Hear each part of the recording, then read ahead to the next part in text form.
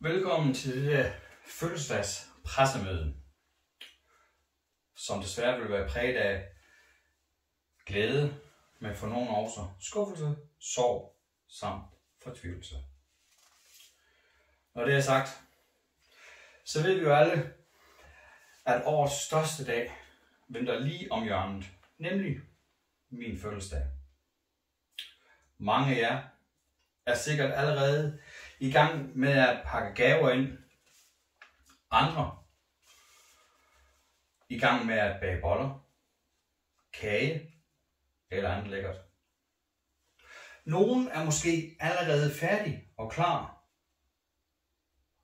Jeg ved, I har ventet længe på netop denne dag, men, og hør nu godt efter. Coronasituationen her i landet gør, at vi er nødt til at tænke mere på, hvordan vi bærer os ad. Især på sådan en højtid som en fødselsdag i morgen. Derfor har jeg været nødsaget til at indføre følgende tiltag til de nuværende restriktioner. Og hør nu godt efter. Fra og med i morgen kl. 05.14 vil det ikke længere være tilladt at aflevere bløde gaver. 2. Flydende gaver vil også være forbudt, med mindre de indeholder minimum 15% alkohol, da dette er med til at holde smitten nede. 3. Forsamlinger, såsom aflevering af gaver på over 1000 personer, vil også være forbudt på samme tid.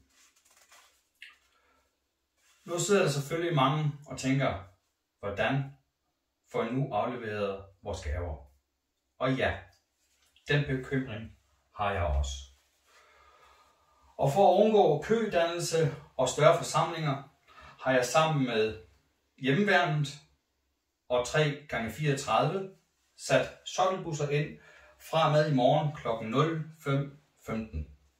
Busserne vil gå hvert kvarter fra sammenkørselspladsen ved Søgård og Klæbø.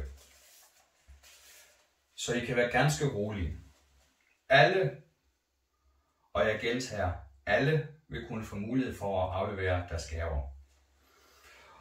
Og til sidst vil jeg blot sige tak for jeres opmærksomhed, og pas nu godt på jer selv, og ikke mindst mine gaver.